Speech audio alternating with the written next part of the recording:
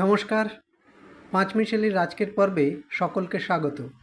আজকের বিষয় শর্তের জালে পাকিস্তান। শর্ত বলতে আইএমএফের শর্ত। সকলেই জানেন সম্প্রতি আইএমএফ পাকিস্তানকে $2.1 বিলিয়ন ঋণ দিয়েছে, যা নিয়ে আন্তর্জাতিক মহলে বিশেষ করে ভারতে একাধিক প্রশ্ন উঠেছে। যখন পাকিস্তান ভারতের সঙ্গে সামরিক সংঘর্ষে জড়িয়ে পড়েছে, সেই মুহূর্তে তাকে আর্থিক সাহায্য দেওয়া কতদূর সঙ্গত তা নিয়ে প্রশ্ন উঠেছে। প্রতিরক্ষামন্ত্রী রাজনাথ সিং প্রকাশ্যে জানিয়ে দিয়েছিলেন, পাকিস্তানকে আর্থিক সাহায্য করা মানেই সন্ত্রাসবাদকে মদদ দেওয়া। কিন্তু আইএমএফ পাকিস্তানকে এই $2.1 বিলিয়ন আর্থিক সহায়তা দিয়েছে। এখন প্রশ্ন হচ্ছে, এই টাকা নিয়ে কতটা উপকৃত হবে পাকিস্তান? একদিকে পাকিস্তান যেমন অপারেশন সিঁদুরের ধাক্কায় বেসামাল, তেমনি আর্থিকভাবেও তারা অত্যন্ত দুর্বল জায়গায় রয়েছে। সোজা কথায় বলা যায়, আর্থিকভাবে পাকিস্তানের কোমর ভেঙে গিয়েছে। ভারত পাকিস্তানের মধ্যে মোটামুটি 4 দিন সংঘর্ষ হয়েছে, যদি 7ই মে থেকে ধরা হয়। এই 4 দিন সংঘর্ষ হওয়ার পর দুদেশই সংঘর্ষ বিরতিতে সম্মত হয়। এখন দেখা যাচ্ছে এই 4 দিনের সংঘর্ষের পর দুদেশের আর্থিক অবস্থা দুরকম। ভারতে এখন বিদেশি মুদ্রার ভাণ্ডার প্রায় $690 বিলিয়ন। একই সঙ্গে বাড়ছে ফরেন এক্সচেঞ্জ রিজার্ভ। আর কিছুদিনের মধ্যেই ভারত সুইজারল্যান্ডকে ছাপিয়ে যাবে।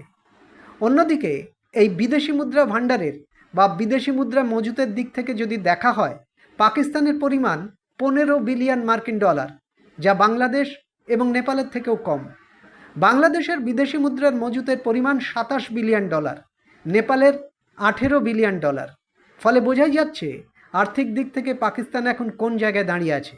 শুধু তাই নয়, পাকিস্তানের স্টক মার্কেট নেপালের চেয়েও পেছনে। যেখানে ভারতবর্ষের স্টক মার্কেট পৃথিবীর শক্তিশালী আর্থিক দেশগুলির একটি হিসেবেই গণ্য হয়। শুধু বিদেশি মুদ্রার ভাণ্ডার বা ফরেন এক্সচেঞ্জ রিজার্ভের ক্ষেত্রেই নয়, পাকিস্তানের আর্থিক অবস্থা আগামী বছর আরও খারাপ হবে। আগামী বছরই পাকিস্তানকে $19 বিলিয়ন ঋণ মেটাতে হবে। এতদিন ধরে পাকিস্তান প্রায় ঋণের ওপরেই বেঁচে রয়েছে। ঋণ নিতে নিতে তাদের এমন অবস্থা হয়েছে, আর কোনো দেশ তাকে ঋণ দিতে চাইছে না। তাদের পরম মিত্র বলে পরিচিত চীন, তারাও এখন পাকিস্তানকে আর্থিক সহায়তা দিতে চাইছে না। এই মুহূর্তে পাকিস্তানের বড় ভরসা আইএমএফ। গত 25 বছরে তারা পাকিস্তানকে কম করেও 10 বার আর্থিক সাহায্য করেছে। এই আইএমএফকে নিয়ন্ত্রণ করে আমেরিকা।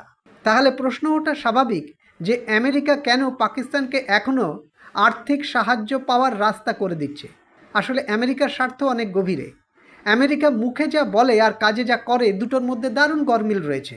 পাকিস্তান জঙ্গিদের মদদ দেয়, একথা বিশ্বের প্রায় সব দেশই মেনে নিয়েছে। অন্যদিকে আমেরিকা জঙ্গিদের বিরুদ্ধে লড়াই করার কথা বলে, কিন্তু তারাই আবার পাকিস্তানের মতো জঙ্গিদের মদতদাতা রাষ্ট্রকে আর্থিক সাহায্য পাওয়ার রাস্তা খুলে দেয়। তার কারণ আমেরিকার অস্ত্র ব্যবসা। পাকিস্তানের যদি অস্ত্র কেনার মতো টাকা না থাকে, তাহলে আমেরিকার তো কোনো লাভ নেই। পাকিস্তান যদি সব দিক থেকে ভেঙে পড়ে, তাহলে ভারতের ওপরেও আমেরিকা পরোক্ষে কোনো চাপ দিতে পারবে না। ফলে পাকিস্তানকে নিজেদের টাকা দিয়েও তাদের জিইয়ে রাখতে হবে, খাড়া করে রাখতে হবে, যাতে ভারতের ঘাড়ে তারা সবসময়ই জঙ্গি হামলার আশঙ্কা তৈরি করে রাখে। ফেরা যাক আইএমএফের লোনের প্রসঙ্গে। আইএমএফ লোন তো দিয়েছে, কিন্তু যেসব শর্ত রেখেছে তা পূরণ করতে গিয়ে পাকিস্তান তার সার্বভৌমত্বই হারিয়ে ফেলবে। পাকিস্তানকে আর আগামী দিনে সার্বভৌম রাষ্ট্র বলা যাবে কিনা তা নিয়েই প্রশ্ন উঠবে। আইএমএফ মোট 11টি শর্ত দিয়েছে পাকিস্তানকে। এই ঋণের বদলে তারা যে শর্ত দেবে তা মেনে চলতে হবে।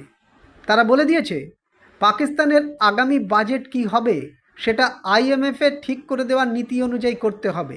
বিদ্যুতের দাম কি হবে, গ্যাসের দাম কি হবে, পাকিস্তানের ভেতরে টাকা আদান প্রদান কিভাবে হবে, কাকে লোন দেওয়া হবে, লোন কিভাবে শোধ হবে, সব কিছুরই দিক নির্দেশ করে দিয়েছে আইএমএফ তাদের শর্তে। আর সবচেয়ে বড় শর্ত হলো, পাকিস্তান যদি আবার ভারতের সঙ্গে কোনো রকম সংঘর্ষে জড়িয়ে পড়ে, তাহলে তাদের বিরুদ্ধে বড়সড় আর্থিক নিষেধাজ্ঞা জারি হতে পারে।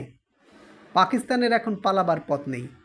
একদিকে অপারেশন সিঁদুরের ধাক্কা, অন্যদিকে আইএমএফের ঋণের ফাঁস। আজ এই পর্যন্ত। ভালো লাগলে সাবস্ক্রাইব করবেন, লাইক, শেয়ার, কমেন্ট করবেন, আর অবশ্যই বেল আইকন প্রেস করবেন। নমস্কার।